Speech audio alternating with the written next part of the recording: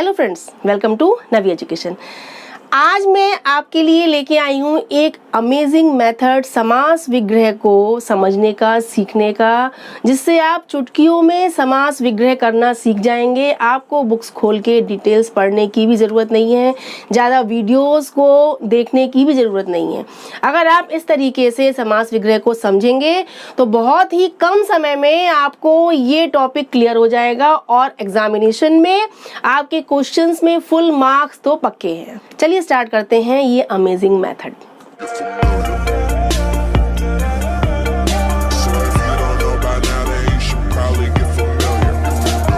आज हम आपको समास विग्रह को एक अलग तरीके से और बहुत ही मजेदार अमेजिंग तरीके से, फनी तरीके से आपको हम सिखाएंगे, जिससे आपको समास विग्रह एकदम क्लियर हो जाएंगे। फिर आप बुक्स में उसके डिटेल्स को, इनके रूल्स को नहीं पढ़ेंगे, क्योंकि आपको इसी वीडियो से ये टॉपिक, ये कॉन्सेप्ट क्लियर हो जाना है।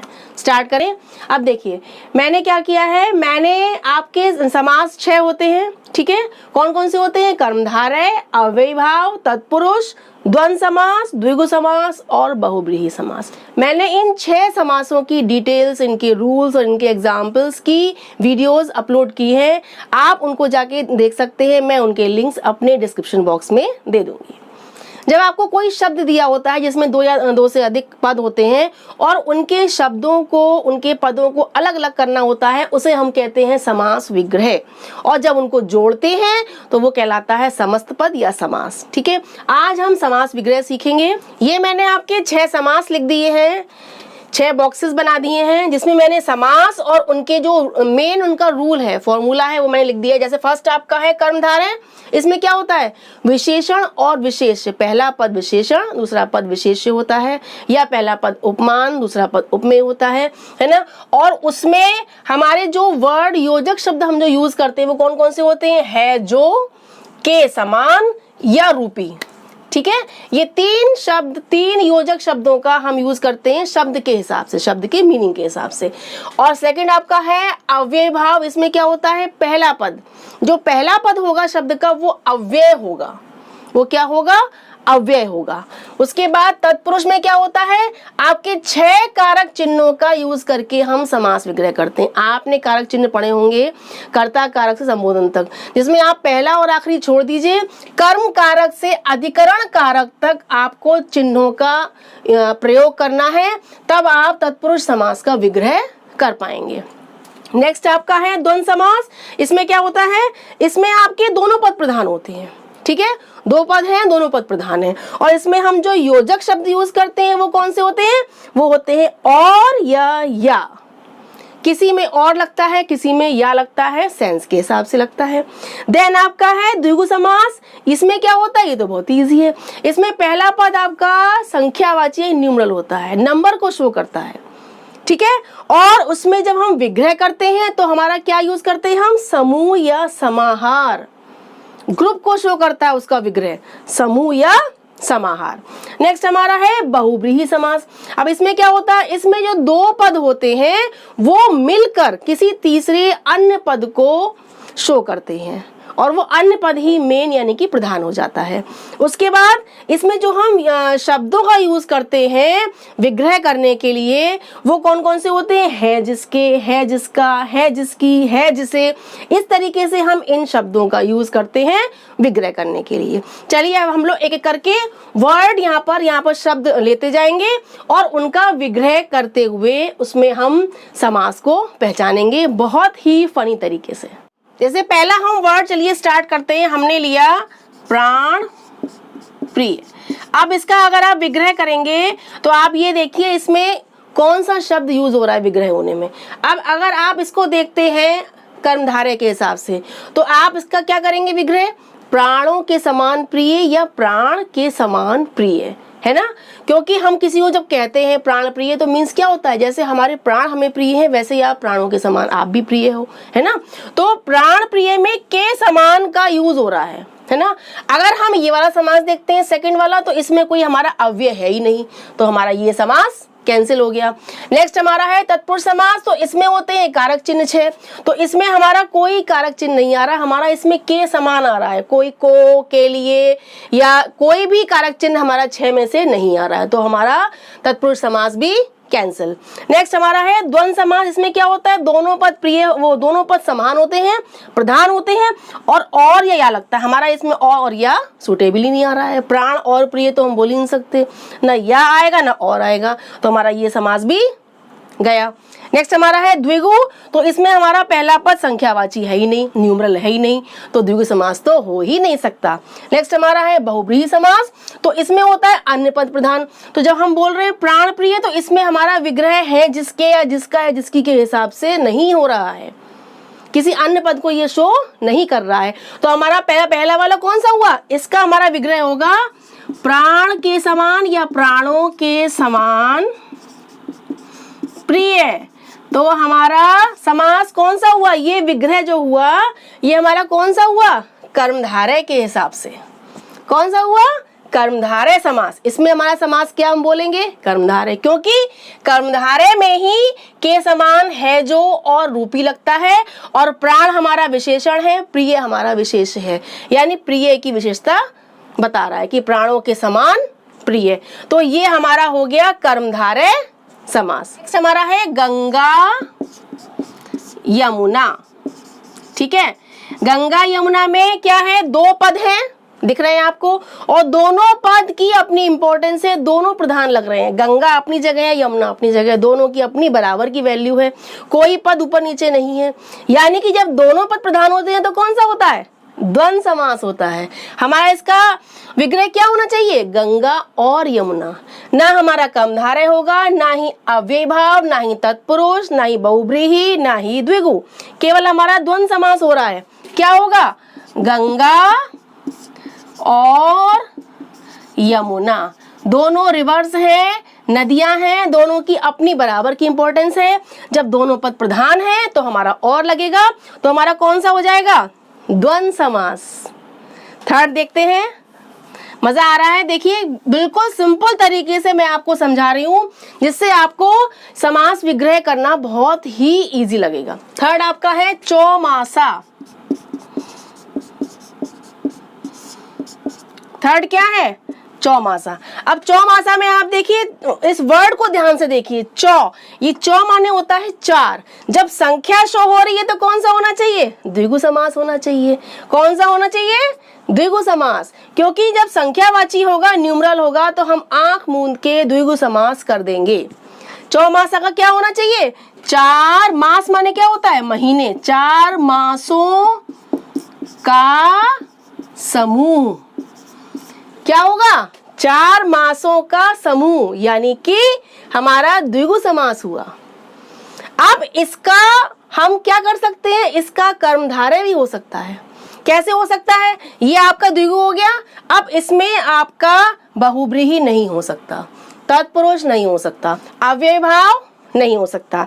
अब आपका क्या, इसमें कर्मधारय हो सकता है। कैसे, इसका हो सकता है आपका 4 है जो मास, तो ये आपका कर्मधारय भी हो सकता है। इस तरीके से अगर आपने 4 है जो मास विग्रह किया तो आपका होगा कर्मधारय समास, और अगर आपने इसका विग्रह किया 4 मासों का समूह, दोनों विग्रह हो सकते हैं, आप दोनों भी लिख सकते हैं, आप एक सिंगल भी लिख सकते हैं। 4 मासों का समूह लिखेंगे तो आपका होगा द्विगु समास। नेक्स्ट हमारा है कमल नयन। कौन सा है, कमल नयन। अब देखिए, कमल के समान नयन, इस शब्द में आप देखिए 2 पद हैं, कमल नयन। कमल के समान नयन माने क्या होता है, आंखें, नेत्र, तो जब ये हमारा विशेषण है, ये हमारा विशेष्य है, नयन की क्वालिटी बता रहा है कमल, कमल के समान नयन। अब के समान किस में आता है बताइए, कर्मधारय में आता है, तो ये आपका हो गया कर्मधारय समास। इसका क्या होगा, कमल के समान नयन, या कमल रूपी नयन भी हो सकता है, कमल के समान नयन या कमल रूपी नयन, दोनों हो सकते हैं, दोनों में आपका कर्मधारय समास ही होगा।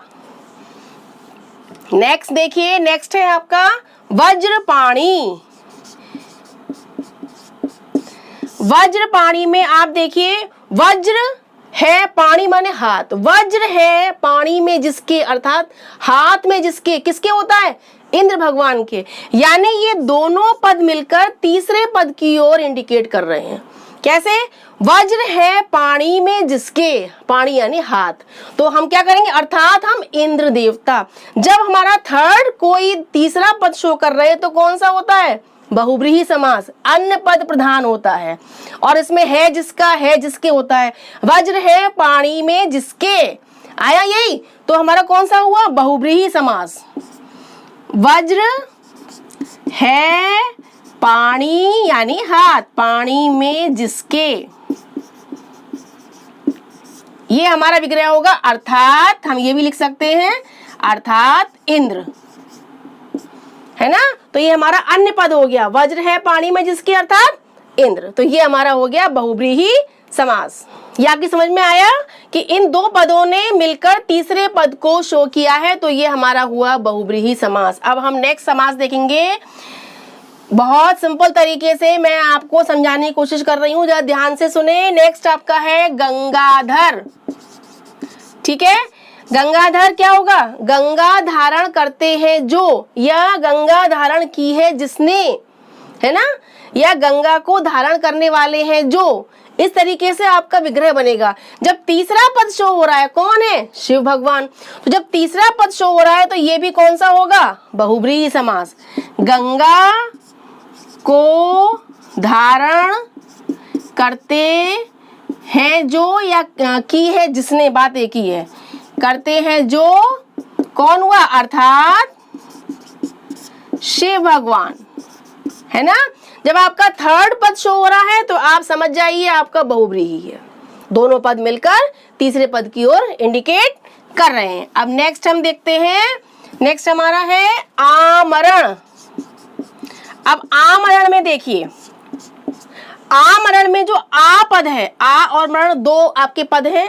आ क्या है आपका, अव्यय, आ जन्म, आ जीवन, आ मरण, तो आ आपका अव्यय है। जब अव्यय है तो आपका समास कौन सा होना चाहिए, अव्ययी भाव समास। इसका विग्रह क्या होगा, आमरण, मरण तक या मरने तक, इसका होगा मरण तक या मरने तक। अगर होता है आजीवन, जीवन भर, आजन्म, जन्म भर, आमरण, मरण तक, है ना। तो जब आ हमारा अव्यय है तो हमारा समास कौन सा हुआ, अव्यय भाव समास। नेक्स्ट हम देखेंगे, नेक्स्ट है हमारा प्रयोगशाला। क्या है वर्ड, प्रयोगशाला। अब इसमें देखिए प्रयोगशाला में, प्रयोगशाला प्रयोग के लिए, यानी कि हमारी क्या क्या मीन्स हुआ इसका, लेबोरेटरी, प्रयोग के लिए शाला, है ना। एक्सपेरिमेंट के लिए जो रूम होता है, जो कमरा होता है, उसे हम कहते हैं प्रयोगशाला। तो हम क्या बोलेंगे, प्रयोग के लिए शाला। अब प्रयोगशाला का हम करते हैं विग्रह, तो हमारा क्या होगा, प्रयोग के लिए शाला, प्रयोग के लिए शाला। अब हमारा के लिए आया, ये हमारा विग्रह हुआ है। अब ये विग्रह में ये के लिए क्या है, आप देखिए ध्यान करिए, ये आपका कारक चिन्ह है। कौन से कारक का, कर्ता ने कर्म को करण से संप्रदान के लिए, संप्रदान का चिन्ह होता है के लिए, संप्रदान कारक का चिन्ह क्या होता है, के लिए। यानी कि जब हमारा संप्रदान कारक इसमें यूज हुआ है तो हमारा समास कौन सा हुआ, तत्पुरुष समास। कौन सा हुआ, तत्पुरुष समास। हमने तुरंत कारक चिन्ह को पहचान लिया कि हमारा कारक चिन्ह तो केवल एक ही समास में आता है, बाकी 5 समासों में किसी में कारक चिन्ह नहीं आते हैं। कारक चिन्हों का यूज अगर होगा तो वो केवल आपका तत्पुरुष समास में ही होगा, ठीक है। नेक्स्ट हम देखिए, नेक्स्ट हमारा वर्ड है नीति निपुण। नीति निपुण। अब नीति निपुण का आप विग्रह करेंगे तो क्या होगा, नीति में निपुण। क्या होगा इसका सेंस, नीति में कुशल, नीति में निपुण। अब हमारा में आया है, में हमारा क्या है, में भी कारक चिन्ह है, में क्या है, कारक चिन्ह है। तो वो हमारा किसका है, अधिकरण में पर। कर्ता ने कर्म को करण से संप्रदान के लिए, अपादान से अलग होने के लिए, संबंध काकी के अधिकरण, अधिकरण का चिन्ह होता है में या पर, यानी इसमें अधिकरण कारक यूज हुआ है। तो हमारा ये भी समास कौन सा हुआ, तत्पुरुष समास। कारक चिन्हों का यूज होने पर आप सीधे तत्पुरुष समास कर देंगे। ये आपका कहलाएगा अधिकरण तत्पुरुष समास। नेक्स्ट हमारा है षटकोण। नेक्स्ट हमारा क्या है? षटकोण। अब षट शब्द जो है इसका मीन्स क्या होता है? दो पद हैं आपके, षट और कोण। षट का मीन्स क्या होता है? छह। षट माने छह, कोण छह कोणों का समूह। जब पहला पद संख्यावाची है तो कौन सा होना चाहिए? द्विगु समास। कौन सा होगा? द्विगु समास की जब पहला पद हमारा संख्यावाची है, हम तुरंत पहचान जाएंगे कि हमारा संख्यावाची तो केवल एक में आता है, द्विगु समास में। तो इसका हमारा क्या होगा? षट यानी कि छह। षट या छह कोणों का समूह। ठीक है, जब हमारा ये विग्रह होगा छह कोणों का समूह, तो यानी कि द्विगु समास है। अब इस षट कोण का हम कर्मधारय भी कर सकते हैं। क्या करेंगे हम? षट है जो कोण या छह है जो कोण, अगर हम ये विग्रह करेंगे तो हमारा कौन सा होगा? कर्मधारय। अगर हम करेंगे छह कोणों का समूह तो द्विगु समास होगा। अगर हम कहेंगे छह है जो कोण तो आपका होगा कर्मधारय। दोनों विग्रह हो सकते हैं, विग्रह के हिसाब से ही आप समास लिखेंगे। ठीक है, जब समूह को शो होगा तो द्विगु समास होगा, और छह है जो कोण ऐसे हम विग्रह करेंगे तो हमारा होगा कर्मधारय समास। नेक्स्ट देखिए, नेक्स्ट आपका वर्ड है महाकवि। ठीक है, महाकवि। महाकवि है तो महाकवि का आप विग्रह क्या करेंगे? महान है जो कवि। क्या करेंगे? महान है जो कवि। इसके अलावा कोई विग्रह नहीं हो सकता। महाकवि का क्या होगा? महान है जो कवि। अब है जो किस में आता है? ढूंढिए इसमें से किस में आता है जो कर्मधारय में आता है भाई। तो कर्मधारय का ये आपका समास जो होगा कर्मधारय समास होगा, क्योंकि हमने है जो यूज किया है। पहला पद क्या है? हमारा क्वालिटी है, विशेषण है, और दूसरा पद हमारा क्या है? विशेष। तो ये हमारा हुआ कर्मधारय समास। अब नेक्स्ट देखिए, नेक्स्ट है आपका मोक्ष प्राप्त। नेक्स्ट आपका वर्ड है मोक्ष प्राप्त। अब इसका आप करेंगे विग्रह तो क्या करेंगे? मोक्ष प्राप्त यानी मोक्ष को प्राप्त, मुक्ति को प्राप्त, मोक्ष को प्राप्त। इसका विग्रह यही हो सकता है, मोक्ष को प्राप्त। अब को किस में आता है भाई? को आता है तत्पुरुष समास के कर्म कारक का चिन्ह है। कर्ता ने कर्म को, कर्म कारक का आपका आता है को चिन्ह। जब को चिन्ह में आपका कर्म कारक का चिन्ह आया है, यानी कि ये हमारा हुआ तत्पुरुष समास। कौन सा हुआ? क्योंकि हमारा यहाँ कर्म कारक का चिन्ह है, तो इसको हम बोलेंगे कर्म तत्पुरुष समास। नेक्स्ट है आपका, नेक्स्ट देखिए ईश्वर प्रदत्त। क्या वर्ड है? ईश्वर प्रदत्त। ईश्वर प्रदत्त यानी कि इसका हम विग्रह करेंगे तो क्या हो जाएगा? ईश्वर द्वारा प्रदत्त या ईश्वर द्वारा दिया हुआ। इस दूसरे पद का मीनिंग होता है दिया हुआ। प्रदत्त, ईश्वर द्वारा प्रदत्त, ईश्वर के द्वारा दिया हुआ। ईश्वर के द्वारा प्रदत्त, प्रदत्त माने दिया हुआ। अब के द्वारा किस में आता है बताइए? कर्म करण संप्रदान किस में आएगा बताइए? कर्म को करण से के द्वारा, यानी करण कारक का चिन्ह है के द्वारा, से या के द्वारा। जब के द्वारा आया है, करण कारक का चिन्ह है, तो हमारा समास भी होगा तत्पुरुष, यानी करण तत्पुरुष समास। जो करण कारक का चिन्ह है तो हम इसको बोलेंगे करण तत्पुरुष समास। नेक्स्ट हमारा है, नेक्स्ट देखिए, नेक्स्ट है यथा समय। यथा समय। अब इसका क्या होगा? यथा आपका जो वर्ड है, यथा आपका अव्यय है। ये दो पद है यथा और समय। पहला पद जो है आपका अव्यय है, तो आप समझ जाएंगे तुरंत ही कि अव्यय तो एक ही समास में होता है, और वो कौन सा होता है? अव्यय भाव समास। इसका क्या होगा? यथा समय का समय के अनुसार, समय के अनुसार। यथा मीन्स होता है अनुसार, ठीक है। यथा समय, समय के अनुसार। यथा शक्ति, शक्ति के अनुसार, है ना। यथा संभव, संभावना के अनुसार, है ना। इस तरीके से यथा लगने पर के अनुसार लगता है, यथा समय समय के अनुसार। और हमारा पहला पद अव्यय है तो हमारा ये होगा अव्ययी भाव समास।